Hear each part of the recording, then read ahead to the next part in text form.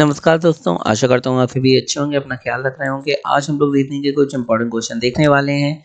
तो दोस्तों, अगर अभी तक आपने हमारे चैनल सब्सक्राइब नहीं करा, सब्सक्राइब कर लें और बेल आइकन को दबा दें। ये क्वेश्चन दोस्तों प्रीवियस एग्जाम में आ चुके हैं और आगे आने वाले एग्जाम में इसी तरीके के क्वेश्चन आ रहे हैं। तो ये काफ़ी इंपॉर्टेंट होने वाला है दोस्तों। मोटिवेशन के लिए हमारा चैनल सब्सक्राइब करें जिससे आपको और अच्छा कंटेंट मिल सके। तो हमारा पहला क्वेश्चन कह रहा है कि इसकी आकृति को आपको बताना है कि मिरर मतलब शीशे में ऐसी कैसी आकृति बनेगी। तो एक मान लीजिए यहाँ पे मिरर है और अगर इसे हम लोग आकृति बनाते हैं तो ये जो एरो का साइन दिख रहा है ये आकृति में ऐसा हो जाएगा। बनाता हूँ, मैं आपको एरो ही दिखा देता हूँ। ये पहले आकृति बन गई और ये हमारा बन गया एरो। तो ये इधर साइड में एरो बन जाएगा। ये जो ऊपर है ये वैसे का वैसा ही रहेगा और ये जो कलर है ये कलर इधर की जगह इधर आ जाएगा। ठीक है, इतना आपको समझ में आ गया होगा। तो ऐसी कौन सी आकृति बन रही है, नीचे जरा देखिए और मैच करिए। ये तो बिल्कुल गलत हो जाएगी, इसमें एरो यहाँ पे है। आगे ये सही होने के चांसेस है, और भी देख लेते हैं। ये भी गलत हो जाएगी क्योंकि इसमें एरो गलत दिशा में है। ये भी सही होने के चांसेस है। अब बिल्कुल सही कौन सी होगी? बिल्कुल सही आपको निकालनी है। देखिए, ये जब हम लोग इसका प्रतिबिंब बनाएंगे तो ये काला शेडेड भाग जो है वो इधर तरफ आ जाएगा और इधर तरफ बिल्कुल साफ हो जाएगा। तो जो हमारा सेकंड नंबर वाला बी नंबर वाला आंसर होगा सही हो जाएगा और ये वाला गलत हो जाएगा क्योंकि इसमें शेडेड भाग इधर ही तरफ है, इसमें शेडेड भाग इधर आ गया है। तो आगे देखते हैं दोस्तों। उसने यहाँ दिया गया एक कूट भाषा में पार्टी को ये लिखा जाता है, तो उसमें कैमरे को क्या लिखा जाएगा? चलिए देख लेते हैं इस क्वेश्चन को भी। अगर पार्टी को 16, 11, 82 और 25 लिखा गया है तो इसे कैसे लिखा गया जरा देखिए। पार्टी में पी कौन से अल्फाबेट का कौन सा स्थान में आता है? वो 16वें स्थान पे आता है। ए पहले नंबर पे आता है तो पहला कर दिया। आर 18वें पे आता है, 18 कर दिया। टी 20 में आता है, 20 कर दिया। और वाई 25 में आता है, 25 कर दिया है। वाई के बाद जेड 26 ही अक्षर होते हैं, वाई 25 में आ जाता है। तो कैमरे में भी वही रणनीति अपनाएंगे। सी तीसरे नंबर पे आता है, ए बी सी। ए पहले नंबर पे आता है, ए एम 13वें नंबर पे आता है, ई 5वें नंबर पे आता है, आर आता है 18वें नंबर पे और ए आता है पहले नंबर पे। तो इसमें कौन सा आंसर सही हो गया? तो यहाँ पे देखिए 3, 1, 13 और 5, 18, 1। तो ये वाला आंसर हमारा सही हो जाएगा। तो दोस्तों, आई होप आपको समझ में आ रहा होगा। यहाँ दिया गया नीचे दिए गए पैटर्न के अनुसार इसे पूरा करिए। तो यहाँ पे कौन सा बनेगा? यहाँ आप देख सकते हैं ये दिया गया है और यहाँ पे आपको पैटर्न बनाना है। तो सबसे पहले ये दिया गया है, लेकिन इसमें आप देख रहे हैं कि यहाँ एक लाइन दी गई है, लाइन ऐसी गई है ना, इसमें कोई लाइन नहीं गई है ऐसे करके। तो ये वाला हमारा क्या हो जाएगा? ऐसे करके कोई लाइन नहीं गई तो ये वाला हमारा रॉन्ग हो जाएगा। आगे देखते हैं, ये वाला देखते हैं। इसमें त्रिभुज से ही लाइन निकालती, जबकि यहाँ त्रिभुज से होकर लाइन कोई नहीं जा रही है, तो फिर ये भी रॉन्ग हो जाएगा। अब ये वाला आ गया, ये वाला और ये वाला एक जैसा है, इसमें लाइन भी गई, त्रिभुज भी बना। लेकिन प्रॉब्लम क्या है? ये त्रिभुज का शेडेड भाग है, ये पहले इधर है, फिर इधर आया, फिर इधर गया, अब नीचे आना चाहिए। मतलब त्रिभुज का जो ये वाला भाग है ये कलर होना चाहिए बजाय ऊपर वाले भाग के, जबकि इनमें ऊपर वाला भाग कलर है, इसमें नीचे वाला। तो ये वाला हमारा सही हो जाएगा। दोस्तों, आई होप आपको समझ में आया होगा ये। आगे देखते हैं। क्वेश्चन दिया गया है कि दो कथन उसके बाद तीन निष्कर्ष, 1, 2, 3 दिए गए हैं। आपको कथनों को सत्य मानते हुए विचार करना है कि वे सामान्यतः ज्ञान तथ्यों से भिन्न प्रतीत होते हैं। निर्णय कीजिए कौन से निष्कर्ष कथनों का तार्किक रूप से अनुसरण करते हैं। पहला क्वेश्चन है, सभी पोस्टर पैम्पलेट हैं और सभी लिफाफे पैम्पलेट हैं। तो देखो, सभी पोस्टर पैम्पलेट हैं और सभी लिफाफे, मतलब जो पोस्टर और लिफाफे हैं वो पैम्पलेट हैं। तो कौन सा निष्कर्ष सही है? पहला दिया गया सभी पैम्पलेट लिफाफे हैं, तो सभी पैम्पलेट लिफाफे हैं, ये तो गलत है। सभी पोस्टर लिफाफे हैं लेकिन सभी पैम्पलेट लिफाफे नहीं। कुछ पैम्पलेट पोस्टर हैं, कुछ पैम्पलेट पोस्टर हैं, ये तो सही हो सकता है, ठीक है। कुछ पोस्टर लिफाफे हैं, कुछ पोस्टर क्या, सभी पोस्टर लिफाफे हैं, तो ये गलत हो जाएगा। आगे देखते हैं, ये भी गलत हो जाएगा क्योंकि सभी पैम्पलेट लिफाफे हैं। तो केवल निष्कर्ष तीसरा अनुसरण करता है, ये गलत है। खाली 3 नहीं, बीच वाला भी सही है। केवल निष्कर्ष 1 और 2 अनुसरण करता है, तो ये भी गलत है। केवल अनुसरण 2 और 3 गलत करता है, तो ये भी गलत है क्योंकि हम लोगों को खाली एक सही निकला है, कुछ पैम्पलेट पोस्टर हैं। केवल निष्कर्ष सेकंड सही होता है, तो वो सही हो जाएगा हमारा डी नंबर। अब मैं समझा देता हूँ, यहाँ पे दिया गया है कि सभी पोस्टर पैम्पलेट हैं और सभी लिफाफे पैम्पलेट हैं। जो पैम्पलेट है उसके अंदर पोस्टर और लिफाफे दोनों ही आ जाते हैं, मतलब पोस्टर और लिफाफे दोनों ही पैम्पलेट का एक रूप है। तो हम लोग इसे ऐसे दर्शा सकते हैं कि ये जो है हमारा ये पैम्पलेट है पूरा, और पोस्टर लिफाफे इसके अंदर रहेंगे, मतलब पोस्टर और लिफाफे पैम्पलेट के ही एक रूप हैं। तो ये पैम्पलेट हो गया, लिफाफा हो गया। ठीक है दोस्तों, आई होप, आशा करता हूँ कि आपको समझ में आ गया होगा। आगे क्वेश्चन देखते हैं। यहाँ क्वेश्चन दिया गया है कि दिए गए समीकरण को सही करने के लिए कौन सी दो संख्याओं को आपस में बदलना होगा। तो इसमें कोई दो संख्या है जो आपस में बदलेंगी तभी समीकरण सही होगा। तो चलिए स्टार्ट करते हैं, पहले नंबर से देखते हैं। तो यहाँ पे अगर 16 को 32 से बदलते हैं तो फिर क्या होगा। चलो हम लोग बदलते हैं 16 को 32 से। यहाँ 32 हो जाएगा, ठीक है, और यहाँ पे 16 हो जाएगा। और फिर हम लोग सॉल्व करके देखेंगे क्या 31 आ रहा है कि नहीं देखा। इसके अलावा देखिए, एग्जाम में टाइम होता तो है नहीं, तो फिर आपको शॉर्ट ट्रिक कैसे आप निकालेंगे ये मैं बता देता हूँ। इसका सही आंसर होगा 16 और 32। आपको बाकी बता देता हूँ शॉर्ट ट्रिक में कैसे आप सॉल्व करेंगे।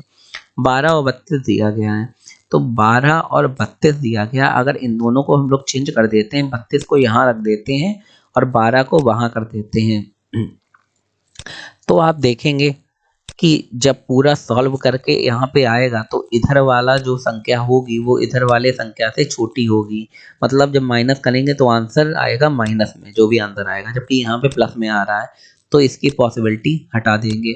आगे 55 को 32 से इन्होंने इंटरचेंज करा है, मतलब बदला है। तो ये कैसे करेंगे, चलो 55 को 32 से बदल देते हैं। अगर 55 को 32 से बदलेंगे कोई फर्क पड़ेगा नहीं, बात वही पड़ेगी, दोनों प्लस ही होंगे होंगे, नंबर वही आएगा, तो ये भी पॉसिबिलिटी गलत हो जाएगी क्योंकि अंतर कोई पड़ नहीं रहा। आगे 12 को 16 से बदलते हैं। अगर 12 को 16 से बदलेंगे तो यहाँ पे 12 आ जाएगा और यहाँ पे क्या आ जाएगा, 16 आ जाएगा। चलो करते हैं इसे सॉल्व। 4 तीनों 12, यहाँ 3 आ जाएगा और यहाँ पे 12 आ जाएगा। तो 12 13 14 15 और 12, यहाँ पे 4 चक्कू 4 तीन 12, ठीक है, 12 13 14 15, 15 चक्कू 60 हो जाएगा। यहाँ पे सिंपल सी बात है, इन दोनों को ऐड करेंगे तो 60 से बड़ा नंबर आएगा और जो आंसर आएगा वो माइनस में आएगा, तो ये भी पॉसिबिलिटी नहीं होगी। तो फिर सही हमारा कौन सा हो गया कि 16 को अगर 32 से बदलेंगे तो सही आंसर हमारा आ जाएगा। तो दोस्तों ये है शॉर्ट ट्रिक, आपको पूरा सॉल्व करने का ना टाइम मिलेगा ना ज़रूरत है। आगे देखते हैं। ये क्वेश्चन दिया गया है कि नीचे दिए गए समीकरण में चिन्हों को आपस में बदलना है, तो कौन से चिन्ह आपस में आप बदलेंगे तो आपका आंसर हो जाएगा। तो इसका भी आंसर सबसे पहले मैं बता देता हूँ कि भाग और डिवाइड को अगर हम लोग बदल देते हैं आंसर आ जाएगा। अब देखते हैं कैसे बदलते हैं। तो सबसे पहले ए वाला देखते हैं। अगर भाग को प्लस से बदल देते हैं तो सपोज करो प्लस की जगह हम लोग भाग कर देते हैं, ठीक है, और भाग की जगह क्या कर देते हैं हम लोग, प्लस कर देते हैं। तो क्या बताइए, 52 को 64 से भाग कर सकते हैं, नहीं कर सकते हैं, तो ये वाली पॉसिबिलिटी खत्म हो जाएगी। या तो यहाँ पे दशमलव में आंसर आता तो हम कर सकते हैं, दशमलव में आंसर आ नहीं रहा है तो 52 को 64 से भाग कर नहीं सकते, बड़ी छोटी संख्या है, तो ये गलत हो गया। दूसरा देखते हैं माइनस और डिवाइड का। माइनस और डिवाइड को अगर हम लोग इंटरचेंज कर देते हैं तो फिर क्या आंसर आ जाता है। तो यहाँ पे ज़रा डिवाइड कर दीजिए। चलो ये सही हो गया कि यहाँ पे डिवाइड कर दिया और यहाँ पे हम लोगों ने माइनस कर दिया। तो चला देखते हैं, अगर यहाँ पे डिवाइड कर देते हैं तो 16 चक्कू 64 आ जाएगा और 52 में 64 का गुणा करेंगे तो फिर हमारा आ जाएगा 56, ठीक है। और यहाँ पे क्योंकि माइनस कर दिया था तो यहाँ पे जब पहले गुणा होगा फिर माइनस करेंगे तो फिर जो भी आंसर आएगा इधर वाली एरिया से बड़ा होगा, तो आंसर आना चाहिए माइनस का, तो वो भी पॉसिबिलिटी गलत हो जाएगी। दो पॉसिबिलिटी हम लोगों की गलत हो चुकी हैं। और अगर प्लस को गुणा कर दें और गुणा की जगह प्लस कर दें तो यहाँ पे देखिए, आप अगर प्लस को गुणा करते हैं और गुणा की जगह प्लस कर देते हैं तो यहाँ पे अगर प्लस की जगह गुणा कर देते हैं तो नंबर बहुत बड़ा आएगा, तो कभी आंसर यहाँ पे माइनस के बाद 20 आ नहीं सकता। तो सही आंसर क्या हो जाएगा हमारा, डिवाइड और गुणा का चेंज इंटरचेंज। दोस्तों आई होप आपको समझ में आ रहा होगा। शॉर्ट ट्रिक मैं बता रहा हूँ, इतना आपके पास भी एग्जाम में टाइम नहीं होगा कि आप पूरा कर पाएँ। आगे देखते हैं क्वेश्चन। उस विकल्प का चयन करें जिसका तीसरे अक्षर समूह के साथ वही संबंध है जो दूसरे अक्षर समूह का पहले के साथ संबंध है। तो चलिए देखते हैं कैसे इसे सॉल्व करते हैं। तो यहाँ पे देखिए के एस जे MUL और RCU दिया गया है, तो इसे कैसे सॉल्व करेंगे। तो सबसे पहले हम लोग देखेंगे K और M में हम लोग अंतर देखेंगे। तो I के बाद क्या आता है, IJKLM, मतलब 2 का अंतर है, इन दोनों में 2 का अंतर है। तो अभी मैं आपको करके भी दिखा रहा हूँ कि इन दोनों में 2 का अंतर रहेगा। 5R तो ST, यहाँ पे जो 2 का अंतर रहेगा और यहाँ पे T आएगा। STU, यहाँ पे भी 2 का अंतर है, तो यहाँ पे भी CDE। RSTU 2 का अंतर है ना, तो CDEF, यहाँ पे F आ जाएगा। दोस्तों आई होप आपको समझ में आ रहा होगा। अब बताइए, यहाँ पे E आ जाएगा, सॉरी, C के बाद D के बाद E आता है। तो बताइए यहाँ पे कौन सा सही हो जाएगा। अच्छा, 2 में आ रहा है E, तो और थोड़ा और देख लेते हैं एक वाला, क्योंकि 2 सही निकलना है। JKL, यहाँ पे भी 1 के बाद दूसरा नंबर आ रहा है, तो UVW, यहाँ पे W आ जाएगा। तो यहाँ पे TEW वाला सही है, तो ये हमारा आंसर सही हो जाएगा। ये तो सिंपल सा क्वेश्चन था, तो ये तो आप कर ही लेंगे। आगे देखते हैं, जब शब्द युग्म का चयन करें जिसके दोनों शब्दों के बीच वही संबंध हो, जो ये संबंध वाला है। सिंपल सा क्वेश्चन है, मैं भी आपको समझा देता हूँ।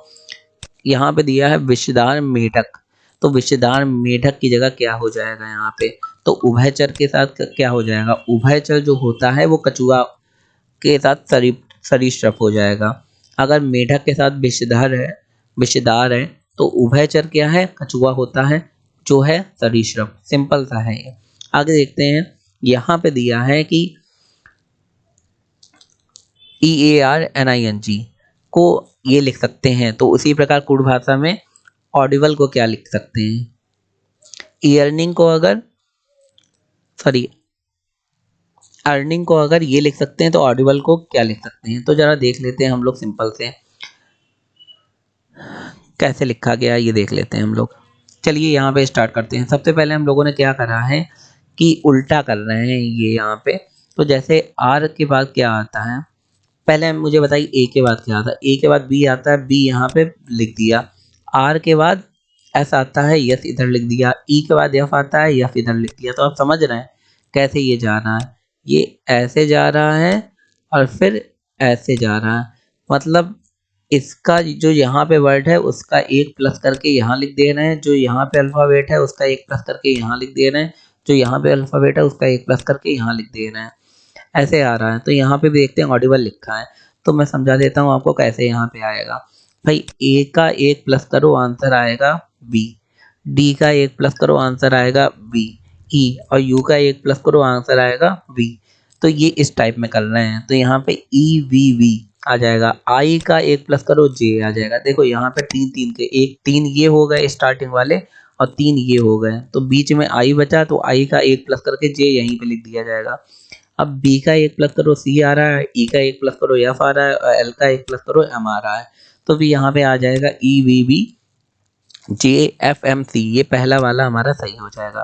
दोस्तों अगर आपको हमारा वीडियो ये अच्छा लगा हो, आपने लास्ट तक देखा हो, तो हमारे चैनल को लाइक शेयर सब्सक्राइब जरूर कर दें। आपका मोटिवेशन ही हमें और अच्छी वीडियो बनाने में मदद करेगा। धन्यवाद।